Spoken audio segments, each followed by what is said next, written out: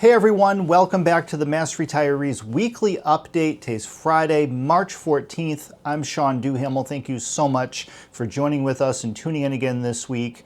Now, I've got a few updates for you, some new information to share on the implementation of the Social Security Fairness Act, an update on the COLA Commission, which is up and running. And I want to start off by just a recap of last Friday's Mass Retirees Members Only Tele-Town Hall meeting, which was a great success. I want to thank U.S. Senator Ed Markey for being our special guest for the first segment of the meeting, and then WellPoint's General Manager David Morales for being our special guest for the second phase of the Tele-Town Hall. The first phase, of course, focused on the implementation and the passage of the Social Security Fairness Act. And then the second part of the meeting was about retiree health insurance and the upcoming Group Insurance Commission's open enrollment period, which starts in April. Now, I do know that despite the fact that we had well over 5,000 members participate in the town hall, we have heard from some members who had difficulty joining the meeting. Either you didn't receive the automated phone call to allow you to directly connect, or you got dropped from the call from the meeting. I apologize for that. I know a lot of you look forward to participating in our Tele-Town Hall events and having the ability to ask questions. So again, we're very sorry for that. We're working to make sure that we don't have any problems in the future. We have been using this system now going all the way back to 2019. And with any system, there's always going to be some hiccups. And as I say in today's email message, using technology for these large events is the one thing that really gives me anxiety and keeps me up at night, because you just never know when you're dependent upon technology. So in order to make sure that everyone gets the information that we provided in last week's meeting, contained in today's email message to all of you is the recording of the Tele-Town Hall event. It's an audio recording. All you need to do is click on it. You can listen to it. It's about an hour. You can fast forward. You can go back to it. Do with it whatever you'd like. But we just wanted to make sure we got that information to you, that no one missed out on the event. I know that I heard from some people who had appointments or were previously engaged. So this is a way to get this to everybody. And going forward for future Tele-Town Halls, for instance, we're planning a Tele-Town Hall in May that will feature the Pension Reserves Investment Management Board's Executive Director and Chief Investment Officer, Michael Trotsky. He will be joining us once again. When we've had Michael on as a guest in the past, these have been widely popular meetings, so having the ability to get that information out to you after the meeting is really key. Now, the one reminder for all of you going forward is that our Tele-Town Hall toll-free number is published on your Mass Retirees membership card. So if there's ever a time in the future where you don't get that automated call or you get disconnected, have your card available, call the toll-free number that will connect you right back to the meeting. You won't miss anything. So again, we're sorry that we had some glitches, but we'll get that information to all of you. Now, most importantly, the ongoing successful implementation of the Social Security Fairness Act, and I'm referring to the repeal of the WEP and GPO laws. The implementation is well underway. I think all of you know by now that retirees have begun to receive your retroactive payment. Those payments began 2 weeks ago yesterday. And we've received word from the Social Security Administration that as of now, about 70% of all retirees who were impacted by WEP and GPO have received their retroactive check. Now, the retroactive check goes all the way back to January 1st of 2024. I wish it was 2014. That would have been absolutely incredible. 2024, I'm sorry about that. A little bit of a Freudian slip. But it's a 14-month retroactive check going from January 1st of 2024 all the way through February of 2025. Now, for those of you who receive your Social Security payments on a monthly basis by direct deposit, all of you should receive your retroactive payment by the end of March.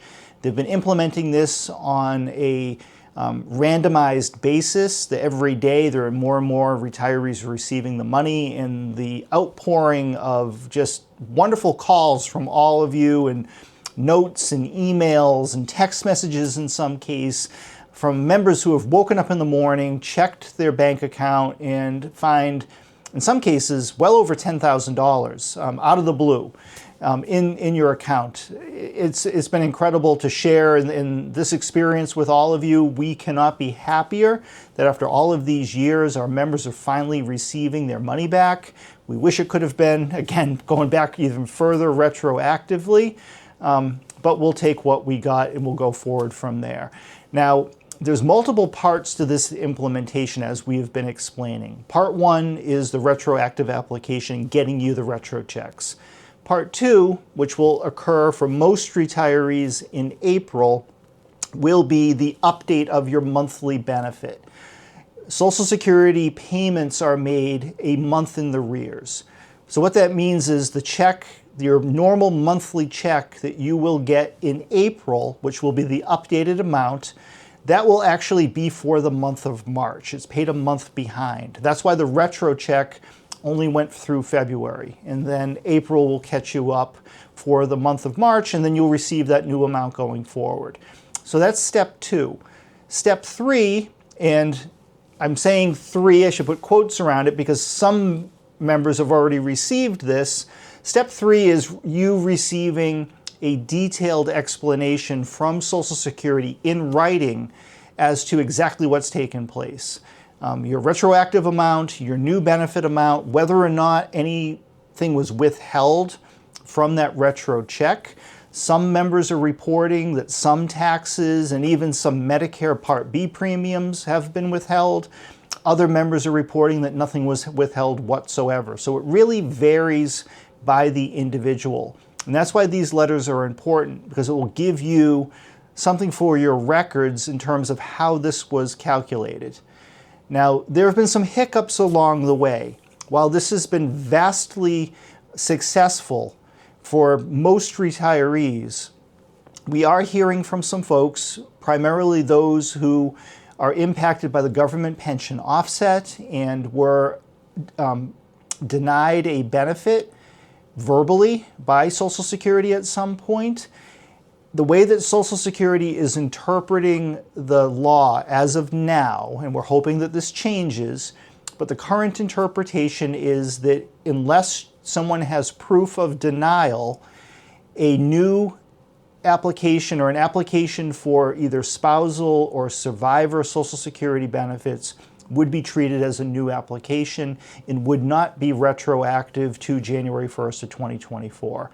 Now, obviously, we believe this is very unfair. This is not the intent of the law. The members that are impacted by this all are telling the exact same story, that you went down to Social Security, you met with someone there. Once they found out that you were a public retiree, you were informed that you were not eligible for spousal or survivor benefits, and that was the end of it.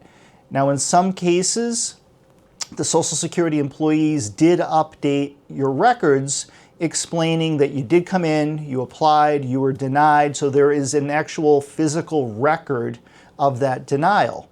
But in other cases, there is no record of a denial. It's as if you never went in the first place. Now, again, we believe this is unfair. And while the law does allow Social Security to retroactively pay a benefit just in normal cases back 6 months under the spousal or survivor benefit, we believe that it should be retroactive all the way back to January 1st of 2024, just like everybody else. So what we have been doing is keeping our congressional delegation from here in Massachusetts well informed, along with other delegations around the country who our allies are working with. We've also been working directly with the office of Congressman Richard Neal, who of course is the ranking Democrat on the House Ways and Means Committee, which has direct oversight over Social Security. We've also been working hand in hand with the office of Maine U.S. Senator Susan Collins.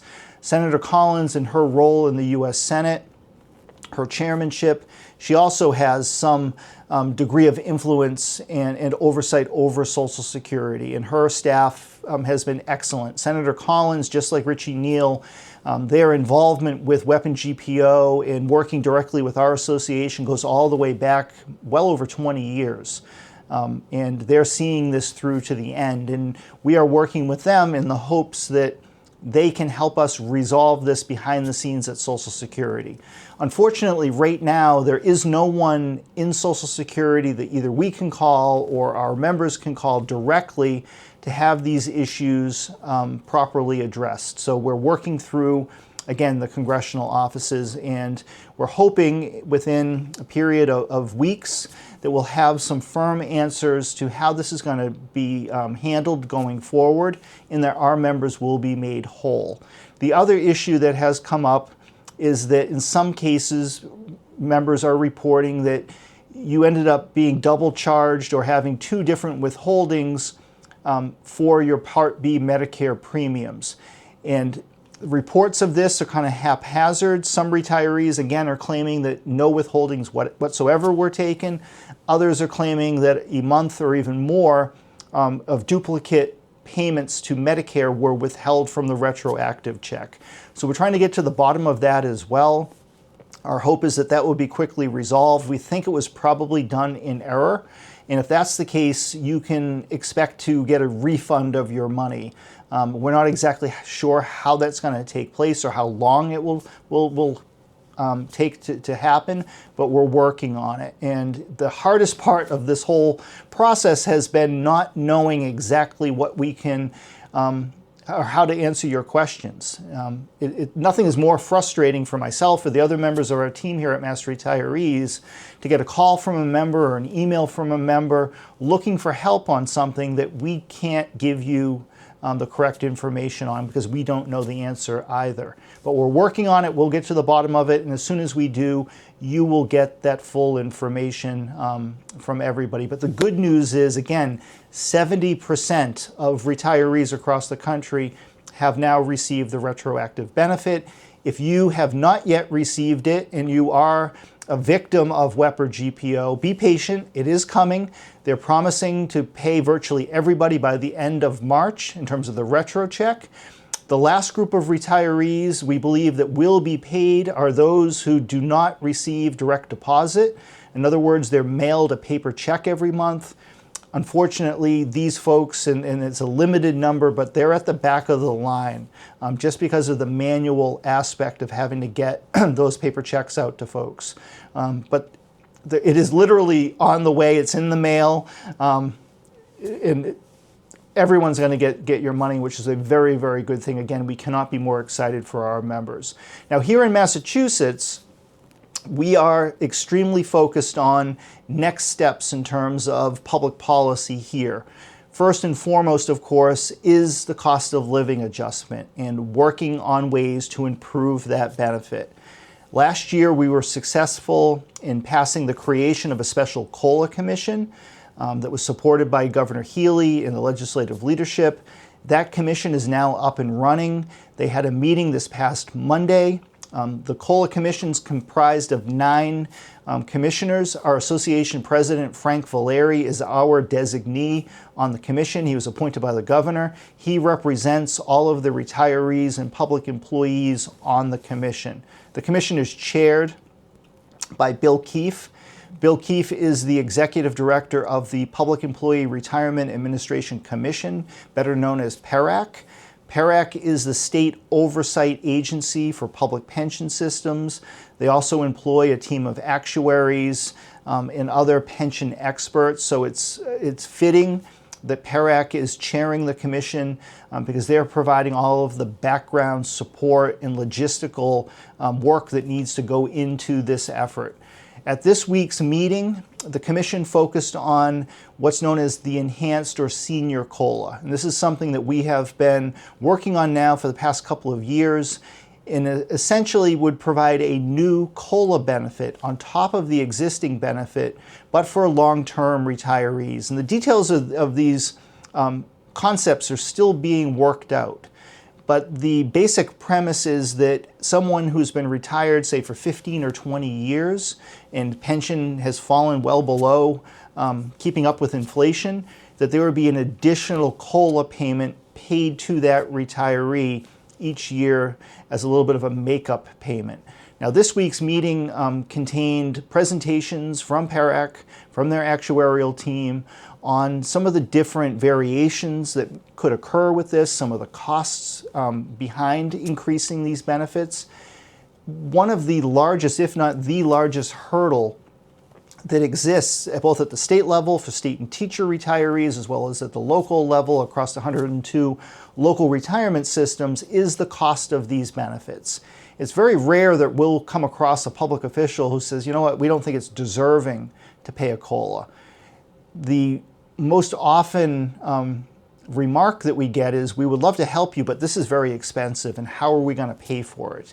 And that's really where this special commission comes into play and is so important, is in addition to making recommendations on what the benefits should be, part of the work, and a very important part of the work I should add, is how our public retirement systems, again at the state or local level, going to pay for these benefits, and coming up with some innovative, outside of the box thinking of how to structure pension funding schedules to better accommodate these types of new costs and new unfunded liabilities that come with enhanced benefits. So the focus of the commission, again, raising the COLA base for state and teacher retirees, developing an enhanced or senior COLA for long-term retirees, and then developing new solutions to funding these benefits going forward. Now, at the end of the day, once the commission has issued its report in a few months, it is going to be incumbent upon our association and others to advocate that the legislature pass these recommendations into law. So that will be the next big step forward later this year. And we'll be reporting on more details as they become available. But we are very encouraged by what we're seeing and hearing. Everyone around the table, all 9 commissioners, seem very invested in figuring out a way to improve these benefits and structure a new system to pay for it. But again, the details are just coming together. They remain to be seen, and we'll be reporting to you more as we go forward. But with that, I'm going to sign off for the week. Happy St. Patrick's Day for everyone out there who has some Irish in them. St. Patrick's Day, of course, is on Monday. Hope you all have a wonderful weekend. We're almost at the end of March. We have no storms of any significance scheduled here in Massachusetts. So fingers crossed that we're almost out of the woods and that we'll have spring weather before we know it. But take care, everybody. Thank you again for tuning in. Bye-bye.